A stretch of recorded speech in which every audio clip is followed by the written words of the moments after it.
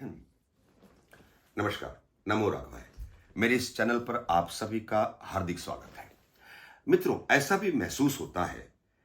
कि बीजेपी का जो शीर्ष नेतृत्व है, क्या तानाशाही की तरफ आगे बढ़ने लगी है।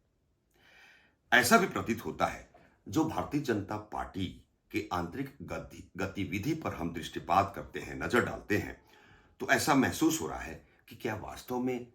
तानाशाही प्रवृत्ति की ओर बीजेपी का जो एक शीर्ष लीडरशिप है वो आगे बढ़ चुकी है। बहुत सारे ऐसे पहलू हैं और जो बीजेपी के अगेंस्ट में जो विपक्षी पार्टी है वह ऐसे बहुत सारे सवालों के रूप में या उठाते रहे हैं। अब प्रत्येक मनुष्य समझदार है। हम अपने मानस पटल पे उन बातों को उकेरते हैं कि हकीकत क्या है। यह बात अलग है कि जो वेल डिसिप्लिन तरीके से भारतीय जनता पार्टी देश के शासन व्यवस्था को अंगीकृत करते हुए एक विकास की उन्मुखता के भाव में व्यवहारिक स्तर पर देश को आगे बढ़ा रही है और विकास की संकल्पना में जीवन का प्रत्येक परिक्षेत्र जहां भी आप दिमाग लगाएं, नजर दौड़ाएं, अर्थात विकसित व्यवस्था की ओर हम आगे बढ़ चुके हैं। परंतु सबसे आसान काम होता है कि हम दूसरों की कमी ढूंढ लेते हैं। अब यह बात अलग है कि माननीय आडवाणी जी का प्रकरण हो और आंशिक रूप से माननीय राजनाथ सिंह जी का प्रकरण हो और आज के दौर में जो माननीय एक करिश्माई व्यक्तित्व की उन श्रृंखला में माननीय नितिन गडकरी जी को कौन नहीं जानता है, उनका प्रकरण हो और करप्शन के अगेंस्ट में जिस प्रकार जिन हथकंडों को इस्तेमाल कर रही है और देश की शासन व्यवस्था में एक कानून व्यवस्था को मेंटेन करते हुए और बीजेपी अपने मैनिफेस्टो को शानदार तरीके से प्रस्तुत करते हुए देश के विकास की उन्मुखता के भाव में खुद को ला रही है, एक वेल डिसिप्लिन अनुशासन के तहत कार्रवाई कर रही है, कार्य कर रही है, तो कुछ न कुछ आसान काम के तहत हम दूसरों की कमी को ढूंढ लेते हैं। उन वास्तव में कमी है अथवा कार्य की प्रणाली में कुछ संपुट भाव ऐसे छूट जाते हैं जो लोगों को बोलने का मौका मिलता है। इसका सारांश तथ्य के रूप में उसका परिणाम और उसका रिजल्ट कैसा आता है, यह तो जनता जवाब देगी। भारतीय जनता पार्टी को इस लोकसभा 2024 के चुनाव में कैसा रिजल्ट की प्राप्ति हो रही है, आप भी देखेंगे, हम भी देखेंगे, पूरा देश देखेगा। मित्रों, सवाल है कि क्या वास्तव में बीजेपी का शीर्ष नेतृत्व तानाशाही प्रवृत्ति की ओर आगे बढ़ रही है अथवा बिल्कुल ऐसा नहीं है। यदि हम ध्यान देते हैं, एस्ट्रोलॉजिकल बैकग्राउंड के तहत हम बात करते हैं, तो हमारे देश के ओजस्वी प्रधानमंत्री माननीय मोदी जी की जन्म पत्रिका के तहत कुछ ऐसे करिश्माई फैक्ट सामने आ रहे हैं जो बिल्कुल विरोधी तत्वों को और बीजेपी के विपक्षी पार्टियों के होश को उड़ाने के लिए काफी है। वृश्चिक लग्न और वृश्चिक राशि की जन्म पत्रिका है माननीय मोदी जी की और वर्तमान समय में मंगल की महादशा और शनि की अंतर्दशा काल में हमारे देश के ओजस्वी प्रधानमंत्री माननीय मोदी जी एंट्री कर चुके हैं और इस दरमियान मंगल और शनि जब चुनाव होगा अर्थात जून के फर्स्ट वीक तक लोकसभा का चुनाव का अंतिम परिणाम आना लाजमी है। मंगल और शनि की दशा काल और इन दोनों ग्रहों का एक रिलेशन बना है हमारे देश के ओजस्वी करिश्माई प्रधानमंत्री माननीय मोदी जी के व्यक्तित्व भाव से, लग्न भाव से, फर्स्ट हाउस से। बड़ी बात है चूंकि 2 जून से ही मंगल अपने स्वयं की मेष राशि में एंट्री करेगा और शनि ऑलरेडी कुंभ राशि में है। शनि की दशम दृष्टि देश के प्रधानमंत्री माननीय मोदी जी के लग्न पर, मंगल की 8वीं दृष्टि, 8th दृष्टि माननीय मोदी जी की जन्मपत्रिका के लग्न पर, अर्थात इसका परिणाम क्या होगा। पिछले 5-6 माह पूर्वत काल में भी हमने अपने वीडियो के माध्यम से बताया था कि इस बार ऐसा परिणाम होगा जो होश को उड़ाने वाला होगा, अर्थात उतनी संख्या तक भारतीय जनता पार्टी प्रवेश करेगी जो आज तक उसे नहीं प्राप्त हुआ है। अर्थात 372 382 में बीजेपी स्वयं रहेगी और एनडीए की बात करें तो 400 प्लस रहेगी। परंतु एक बात मैं और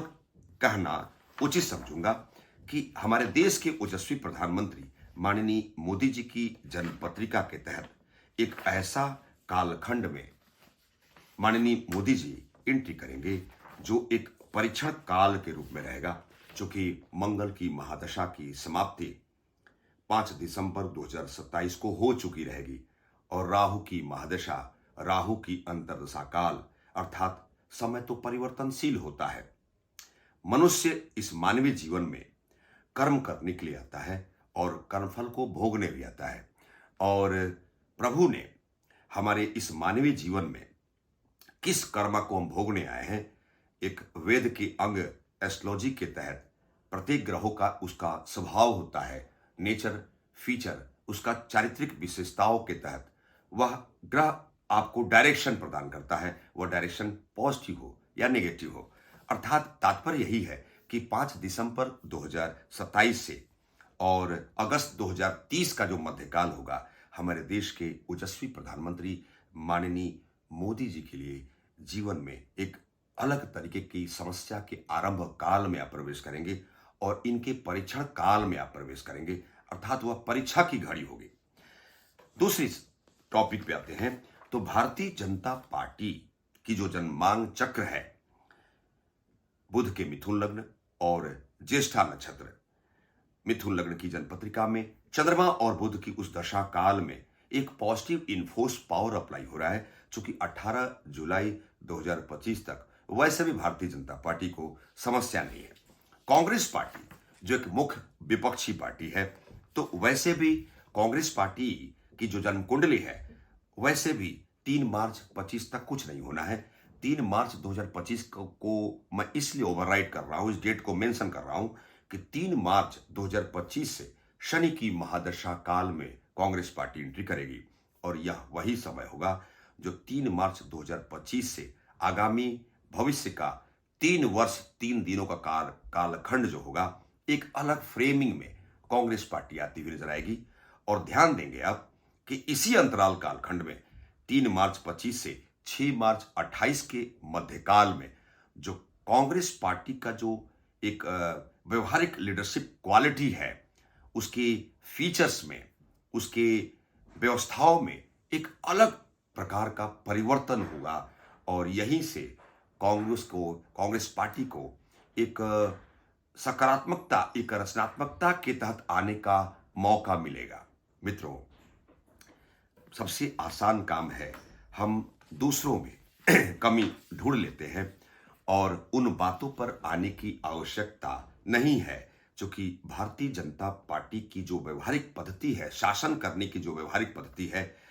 विकास की ओर उन्मुखता के भाव को शानदार और सुंदर तरीके से चरितार्थ करते हुए देश को आगे बढ़ा रही है, और प्रत्येक जनमानस में, उनके मानस पटल पर वह प्रत्येक मनुष्य समझ रहा है, पर इस देश का प्रत्येक